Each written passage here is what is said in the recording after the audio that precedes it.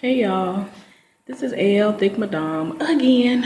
I don't know if this will be the last video of the day or not, but trying to pump out videos while I actually feel like it. It's one of my few days off. So I just wanted to do another story time. This is a really serious story time. So pretty sure a lot of people can relate to it, but I'm gonna go ahead and get into it. I'm hoping that I don't really get emotional at all, and if I do, I hope it's not too bad. Oh gosh. But anyway, they're having some kind of motorcycle thing, I think, this weekend. So you keep hearing stuff like that, that's what it is. But anyway, here's the story time. So this story time is about the first time that I got raped. So the first time I got raped, I was 9 years old. And the person who raped me is a family member or person who is a friend of the family. I'm saying it like that because it is a very delicate situation to the point where my parents now know who it is, and I told them that if they wanted to, that they can let the other family members know who it is, and they can proceed how they want. But yeah, it's interesting to say the least. So anyway, like I said, I was 9 years old the first time I got raped. So this particular day, I was at my grandmother's house, who all of my grandparents are deceased, but this was my last living grandparent who passed away a little bit over a year ago now. So this was my paternal grandmother. I was at her home. I was playing, and this particular day, I don't remember if it was the weekend or not because we were out for school. This was summertime. And sometimes we had relatives to come down from Indiana, and we would have like impromptu family reunions and stuff. So during this particular time, we had, I think we had people that might have been there that was living in Indiana. So anyway, this particular day, I was playing outside around my grandmother's house. I had already been to a lot of my other relatives' houses who lived within that same area of my grandmother's house. I had 3 aunts, I think. I have 4 aunts who live like right there, but 3 of them live like on the same like little dirt road within this area that is on our land, the family land. But anyway, I'd already been to all of their houses, and by this time I'm at my grandmother's house playing. So I'd already been in the house and was playing around the house and went outside again because I had been going in and out of people's houses all day playing. So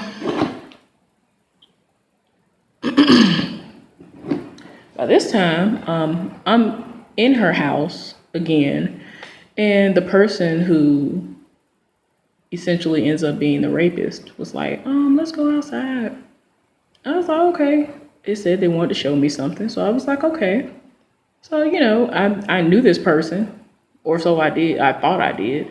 So, I had no reason to be like, okay, red flag going up. Why they want me to go outside with them and show me something? Anyway, so I went, followed them, and we ended up going on the side of my grandmother's house to where this tree was. I meant to look up what the name of this tree is, but it's a tree that grows and it has like all kinds of limbs that grow, and you can actually walk within the tree where the tree is, and like there's no leaves or anything on it. I can't even think of the name of that tree, but she had one of those outside of her window. So then they were like, oh, I want to play hide and go seek. I was like, oh, okay, cool. Keep in mind, this is a game that has been played with adults, cousins, anybody, no matter what age they were. So that's why I just wanted to make sure I let you know without really letting you know who the person is who did what they did. So I was like, okay, we can play hide and go seek. So I go, I hide, whatever. And, we played that a little while and then they wanted to play tag. I'm like, okay, play tag, whatever. So then they come up on me while I'm next to my grandmother's kitchen window, which is kind of across from the tree that I'm trying to describe. So I'm like, okay. And then like a red flag went off because the way they rolled up on me, they were like right up on me, like right in front of me, like had me pinned in. I'm like, whatever. And I'm just like, yeah, red flags, even though I'm a child. So then they rolled up on me and proceeded to pull my shorts down.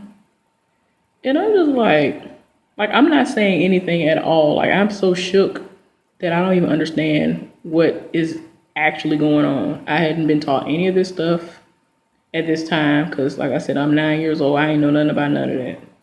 So they're pulling my shorts down, and then they proceed to pull my panties down, and I'm just standing there like red flag, red flag, red flag. What is going on? Like, I'm the type of person that when things are happening and I don't understand it, at least back then, like for real, I heavily would sit there and question things on the inside of my mind or talk to myself on the inside of my mind. Like, why is this happening? What is going on? This don't seem right. And this is all the things that I'm saying, screaming on the inside of my head, like, what is wrong? What is going on? What is this person doing?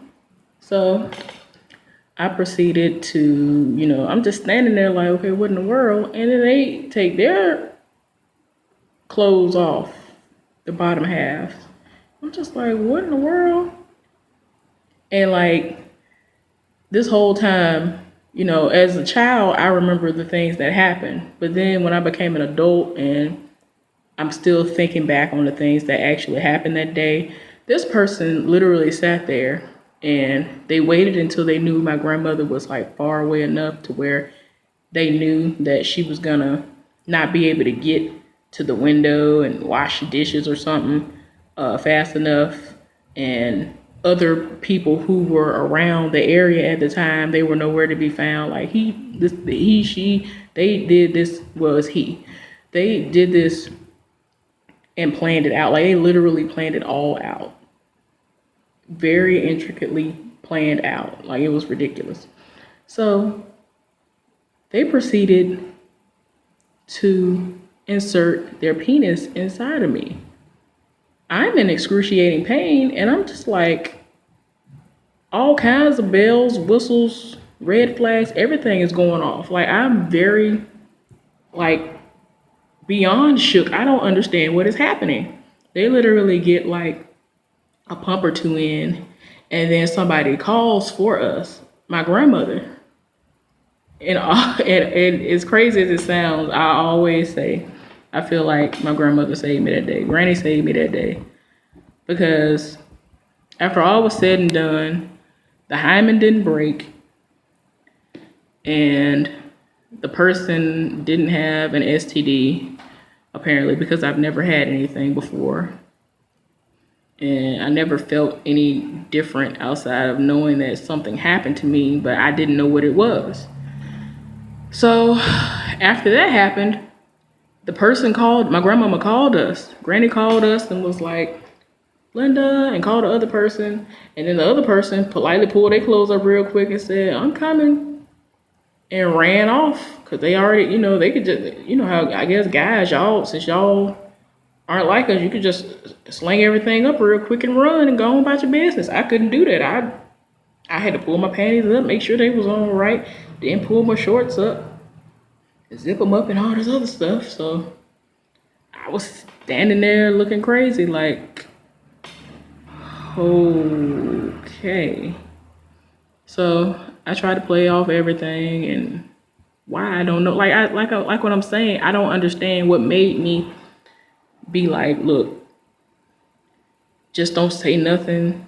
Just act like this didn't happen. I'm literally saying this to myself as a child, and I don't know why. So I tried to play it off the rest of the day. And that day I walked home, which was fine because we all lived within no distance really of one another. So I walked home. I walked home slower than I normally would because if you haven't gathered, I am big, but I've always been thick, big, or whatever, and I've always been very active. So that never held me back. And I could even run faster than some of my lanky cousins who are small, and you would think that they could do things better than me or faster than me. Back in the day, I was still, on the level or on a higher level than they were, even though I'm big. So went home. I walked home slower than usual. So what happened, like the next day or the day after that, I go to the bathroom. There's blood all in my panties. I'm panicking because I'm thinking, oh my gosh, they hurt me, because when they were doing what they were doing to me, it actually hurt. So I'm thinking, oh my gosh, I'm thinking basically some kind of internal bleeding or whatever. I'm thinking, oh my gosh, they hurt me. So now I'm bleeding because they hurt me. And I literally just went into, okay, I gotta hide my panties. Put all my panties up under my bed. I'll wear them, I'll bleed out, and I'll put them under my bed. Little did I know, my menstrual cycle started. That's literally what happened. So one day, for some unknown reason, my mother came in my room and some told her to look under the bed. She looked under there and saw my bloody underwear. So she called me in the room. I went in the room. I was mortified. Like, oh my gosh, how am I going to explain this? So she said, how long has this been happening? All this other stuff. So I was like, I tried to tell her how long it's been happening or whatever. So she, basically tells me that it's my menstrual cycle, it's normal, and that I shouldn't have hid my panties. I should have came to her right when it happened, and they got to get not tampons. At the time, I had to get maxi pads for me, all this other stuff or whatever. So I'm trying to soak all this in. And of course, she proceeded to say, with my mama, being who she is, she was like, I ain't rocking no babies because now you can't get pregnant now. I ain't rocking no babies.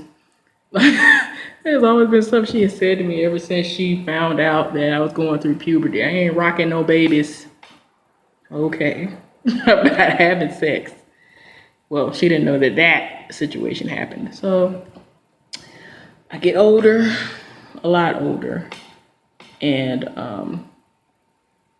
I actually got raped again when I entered college. Less than 9 months after I got in. But that's going to be a separate video because, yeah, the most happened. Anyway, I think what I should do is end this video and do the last, I think, 2 videos that all are going to be a culmination of what I would need to say at the end, instead of saying it now and then you getting confused or I'm saying it over and over again when everything really is just kind of a continuation and then the ending of what actually happens. So anyway, there are going to be 2 more videos after this one. So this is just part 1 of when I got raped for the first time.